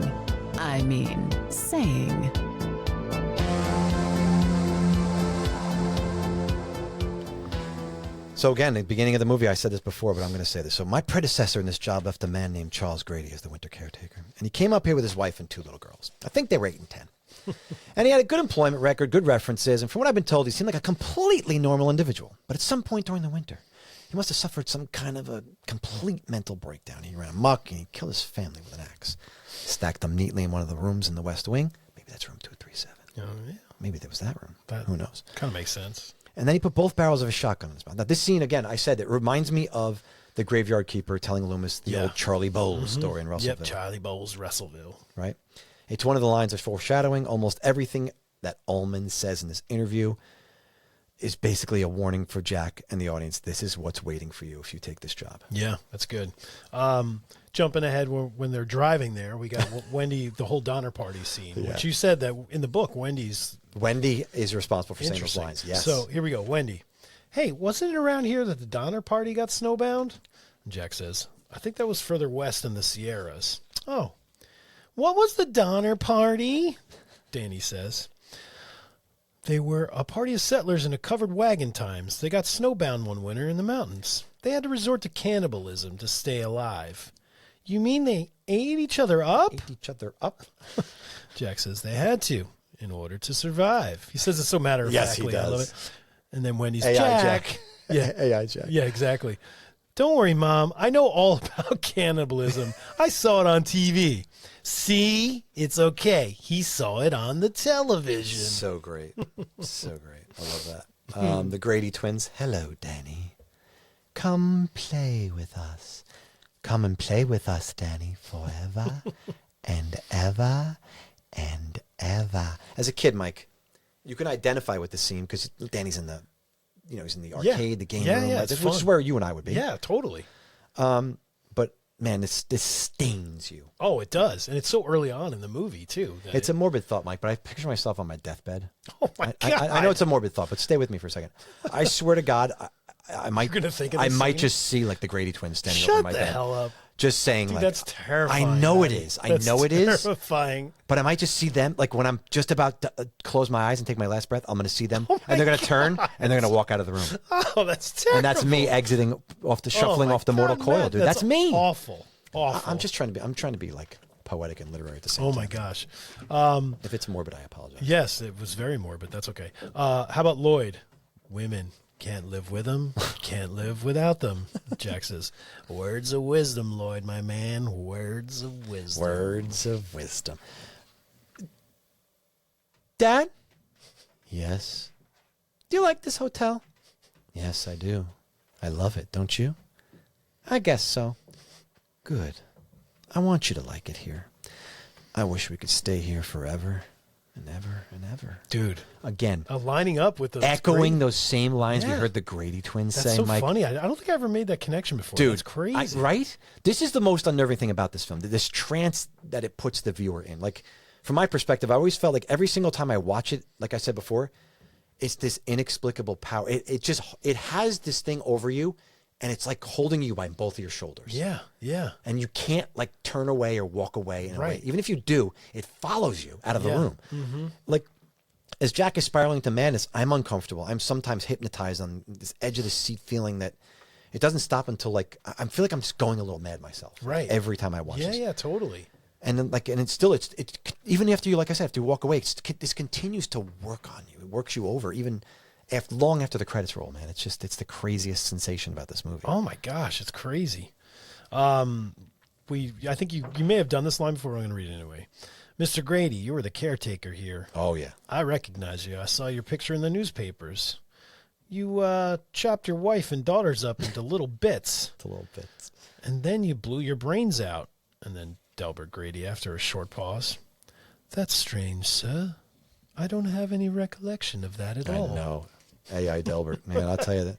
Kubrick has some AI stuff going on in this movie. He does, for and sure. By the way, Spielberg ended up making AI, which is based on an Yep. idea and a screenplay by Stanley Kubrick. That's true.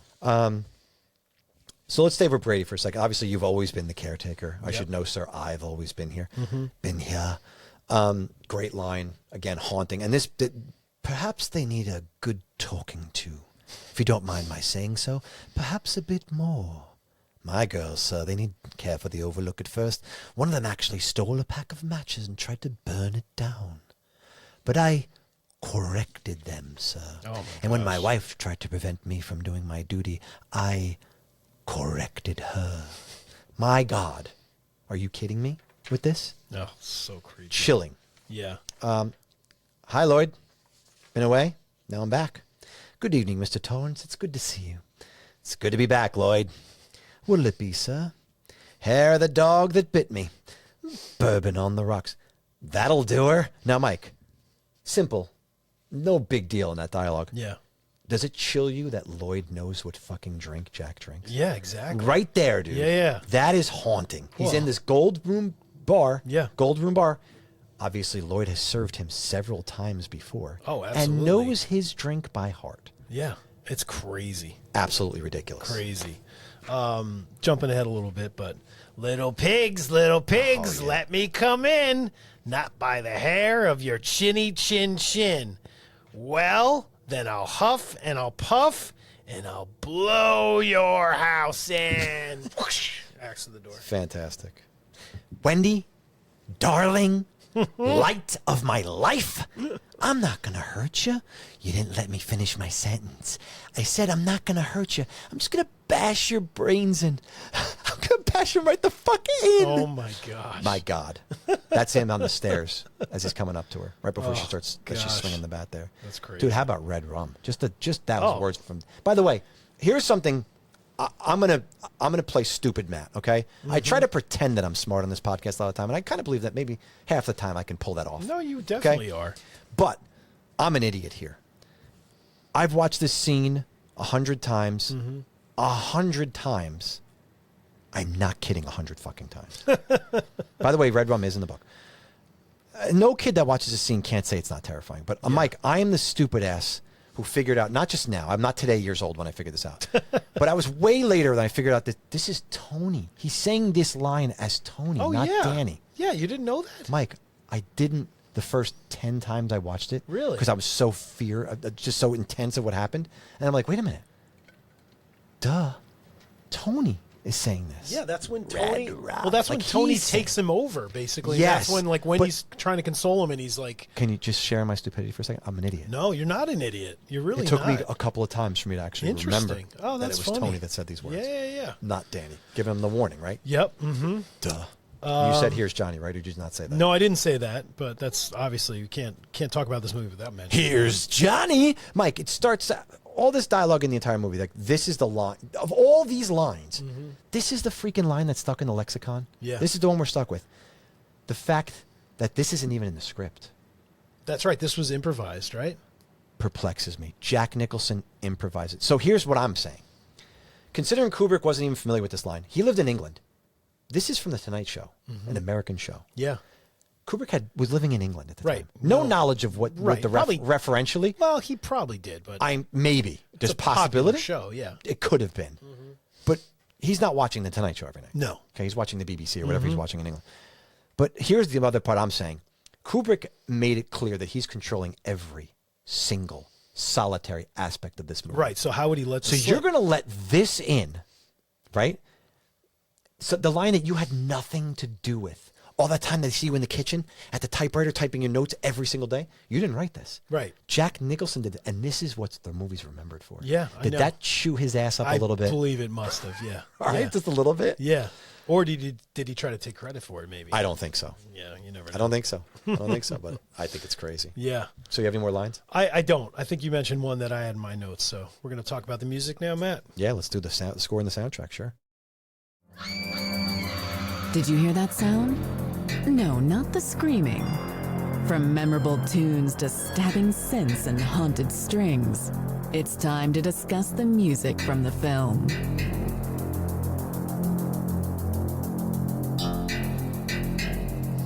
So I don't have much to say about this besides the fact that the way it made me feel when I was talking at the beginning of the podcast. Oh my God. Mike, ready? You ready? Yeah. Bum, bum, bum, bum, bum, bum, bum.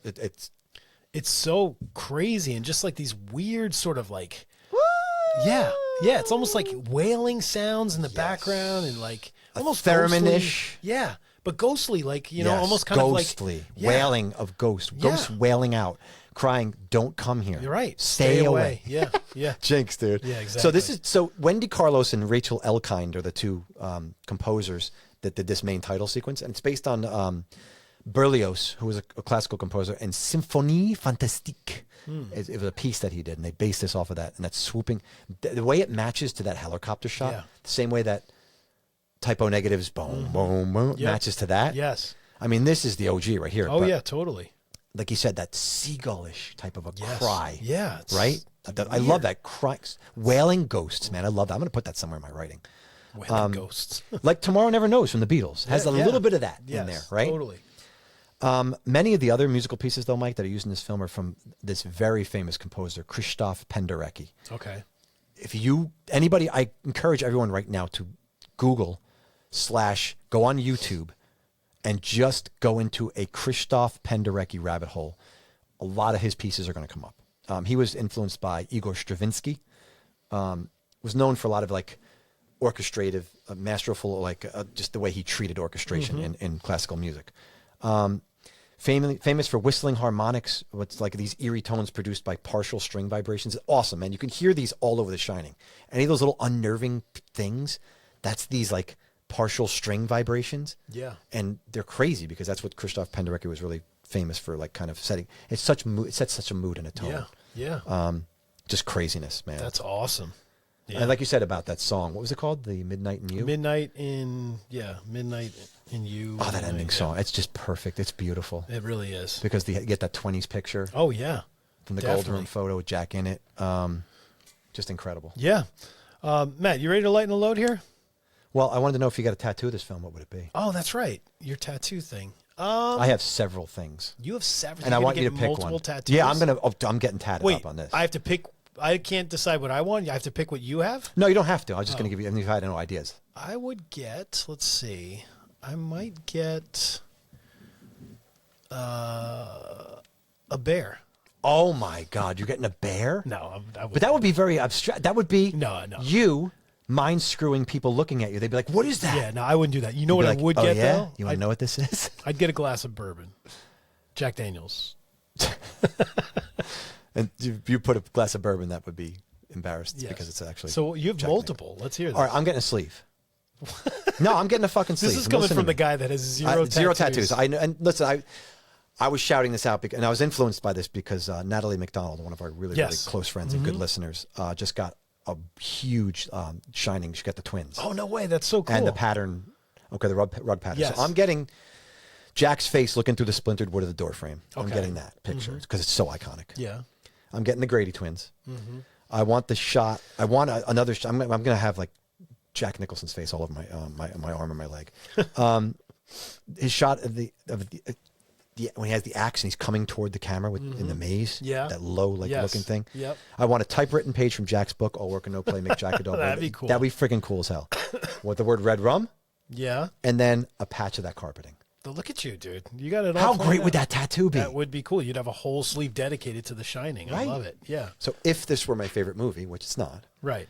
I would definitely get a sleeve. That's cool. Yeah, Excellent. so lighten the load, Mike. Lighten All us right, up here. we're gonna play a game. Like I've sort of Here we go. set this tradition up of playing a little game, and it's not. This isn't gonna take very long, but By the way, I have no idea what's with this. no, Matt, I've included him in on any of this. So the name of the game is Three Psychos and a Jack. So Matt, I'm gonna read you lines from famous movies, and you're going to have to tell me if it is a psycho or was it Jack who said this line. Okay. Wow, great. Okay. And bonus points if you guess that it's not Jack. Tell me what movie the line is from. And Oh what my character God, said I'm not it. really good with this, but okay. But we're gonna try. All Here right. we go. I You love ready? this. Yeah. Ready for line one? Go. They'll never understand what it takes to achieve greatness. Was that Jack or a psycho? A Psycho. You are correct. It is not Jack. It is from Scream? Terrence Fletcher from Whiplash. Wow. I love that movie. The So teacher? good. Oh my God, yeah. That's J.K. Simmons. Yeah, J.K. Oh Simmons. my God. That's one of my favorite movies. Dude, that movie, talk about stress. That's a fantastic. Stress-inducing. Listen, it's not horror, but anyone that wants to watch Damien Chazelle's, the guy who did La La Land. Before that, he did Whiplash with what's the guy? Miles Teller. Miles Teller, Miles yes. Teller. Teller. And J.K. Simmons is Yes. his teacher. He's a drummer. It is horror. If It you're is into so music, if you're a frightening. musician, it's it's like, amazing. oof. Amazing movie. All right, you ready? Yes. Line 2. There's nothing wrong with me. It's everyone else who's insane. That is not Jack. That's a Psycho. Okay, so this was definitely a psycho. It's Nina Sayers from Black Swan. Oh wow! Yeah. Look at you picking impeccable taste in the movies you drew from. Not really. I You got just found Damien them online. Chazelle. You went, and then now you went to Aronofsky. Wow. This is all just stuff I looked up. All right, you ready? You ruined my life. You destroyed everything. Was this a psycho or was this Jack? Psycho. It was a psycho? Matt, you are wrong. Okay. This was Jack Torrance from The Shining. Okay, I didn't recognize that line at all. Oh, so you're gonna know the last one. I got two right though. You did Already? All right. The world is a filthy place. Oh, and this I'm is from the from only Shadow of one- a Doubt. This from Hitchcock? No. The world is a filthy place, and I'm the only one who sees it for what it is. Shit. Not Jack. That's no. not Jack. No, there's no way. There's only one Jack, so. That's not Shadow of a Doubt. That's not Nope. Joseph Cotton in Shadow No. of a Doubt. See, Damn. I wouldn't even know this, Matt. I just found it online. Okay. Travis Bickle from Taxi Oh Driver. damn. Okay. Yep. Well, Yeah. Matt, thanks That for... is that's Paul Schrader wrote that line. oh, yeah? Yeah, he wrote Taxi Driver. Yeah. Well, I appreciate you playing Three Psychos. Oh, and a Jack, man. Mike, I love that game. That's so much fun. That was fun, right? Yeah, it was fantastic. Well, Matt, I think we're wrapping things up, but we got to see how we rate this one on the Nightmare Index, right? Indeed. I'm curious to see what your thoughts are. I think I know where you're going, but let's figure it out. So what did you think?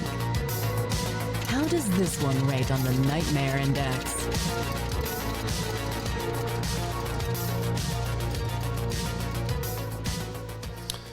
All right, Matt, I'm going to have you go first because... Oh, you want to absolutely shock me. That's why. I'm No, not this gonna is because shock you're you. setting me up and you're setting the audience up because. Do you want me to go first then? No, I'm going to go first. Okay. You seem I'm going to go annoyed. first because I'm not annoyed at all. I just know where this is going. I know what I'm set up. All right. Okay, I had this originally at 4.5, Wow. but I'm putting it at 5. This is my first 5. What? And here's why. What? I have justification for this. Because here's the thing. I'm thinking back. My very first pick was final chapter, Friday the 13th Part 4. And I made that 4.5 stars. Mm-hmm. I'm sorry, but The Shining is a greater cinematic fucking achievement than Friday the 13th Part 4, the final chapter. And thusly, it is such an artistic achievement. I've spoken numerous times about how much that you must fully embrace this film separate from the book and how art is malleable and morphs according to the vision of the artist. King is an artist, Kubrick's an artist, but I'm saying this film doesn't just alter reality, Mike, it perverts reality. Okay, you can quote me on that. The staying power of The Shining, it's what probably frustrates many viewers, it's ambiguity. It's taken me years to get over this movie, and I still haven't gotten over it. The truth is, I'll never get over my first experience with this movie. The question of whether it's or not it's rewatchable, I know maybe you'll get to that, maybe you won't. For me, it's like hypnosis, like Stockholm Syndrome. This film captured me completely. I've developed an inexplicable bond with it over the course of my life. I've revisited it. It's like a thing I reach out to every once in a while. For me, it's always going to be rewatchable simply because I will never, ever fully, truly understand what it has trying to say to me. But what more can an artist ever really hope for than a piece of work that stands up to repeat viewings, Mike, and boundless interpretations every single time? Yeah. You find something new. We just talked about all these new things that we found just this time right now. Yeah, exactly. So thank you, Stephen King, first and foremost, because you ensnared me in your nightmare web, and Stanley Kubrick, because you kept me in this maze, one that I'm more than happy to just get endlessly caught up into this day. All right. Well, I appreciate that, Matt. No, you don't. You're mocking me. No, I'm not. But go ahead. I'm not. I'm just waiting for the onslaught of screams. At my rating? No, at mine. Oh, I don't. That's fine. I'm ready. But for it. I'm ready. Like Mike, if you had this pie in rated the with face. Night of the Demons, I'm telling you right now, this might be the end of this podcast, folks. If he's going to give this the same rating, if he's going to say this is on par with Night of the Demons, I'm walking out of here. Do I need to walk out of here? All right, listen. Don't backtrack now. You have to stay. I'm not walking out of here. I'm staying here, folks. Okay. I'm here for this. I'm going to listen the same way you listened to my psycho rant just now about why it's so brilliant and genius and endlessly fascinating. Give me what you have because it's your take, and your take is just as valid as mine. 2.5. 2.5. So you're giving it half what I gave it. Okay. 2.5. That does not so totally surprise me. All right, so I was hoping for a 3, honestly, but I didn't get a 3. I know. How could you give the classic The Shining a 2.5, Mikey, right? Nothing could give this a 3, just a 3 for you? No, it's got to be 2.5. But my ratings are based on rewatchability, Matt. Okay, I'm never giving Thanksgiving. I'm never bumping it up to the half star. I'm never doing it. Just based on this. Go ahead. But if you know how it is. If I can rewatch a movie over and over again, then it is really an important film in my collection, right?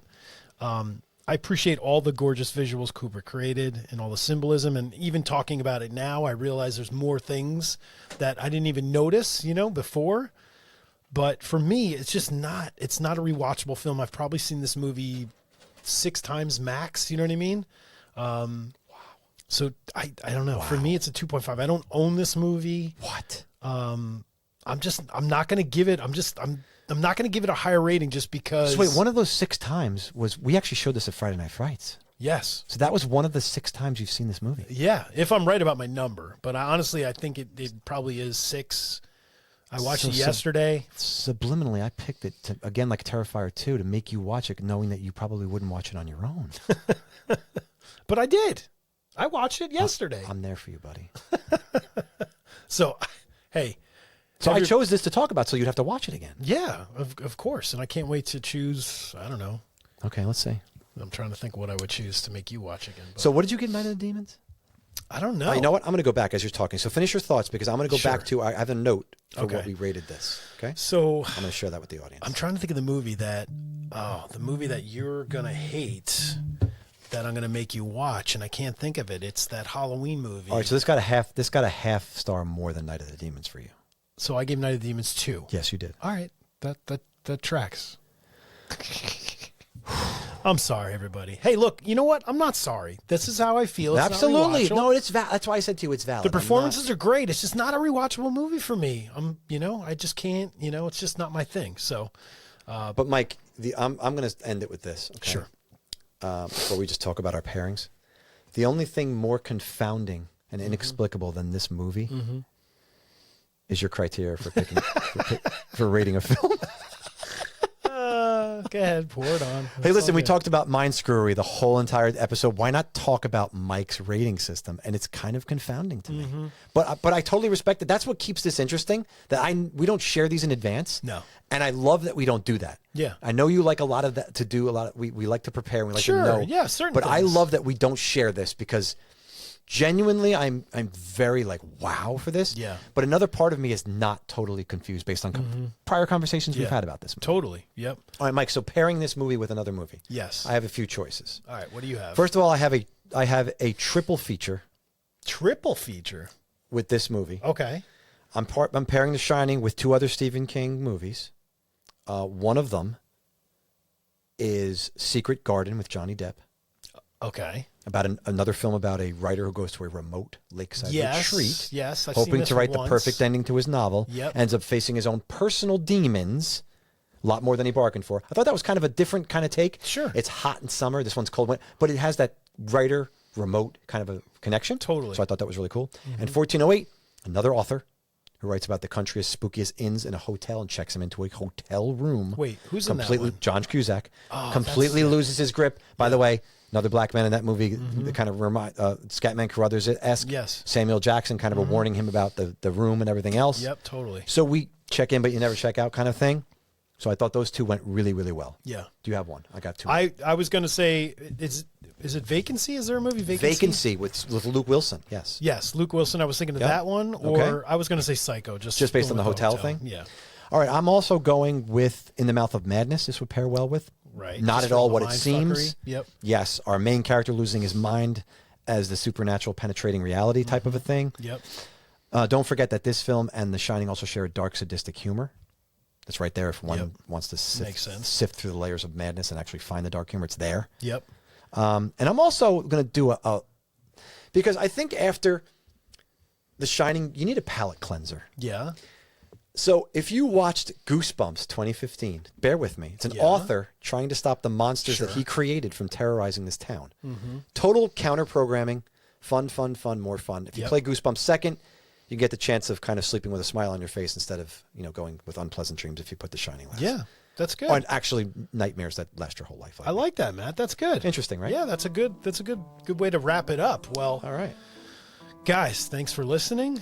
We hope you guys enjoy the rest of your January here. We will see you in February for another fun deep dive of another film that we're excited to talk to you about. Also, check out our Patreon, right, Matt? I'm not really going anywhere because I've always been here. I've always been You're here. always in my basement, Matt? Yes, I am. You have me chained down here. All right, guys, thanks for listening. We'll see you next month. Take care, guys. All right, take care.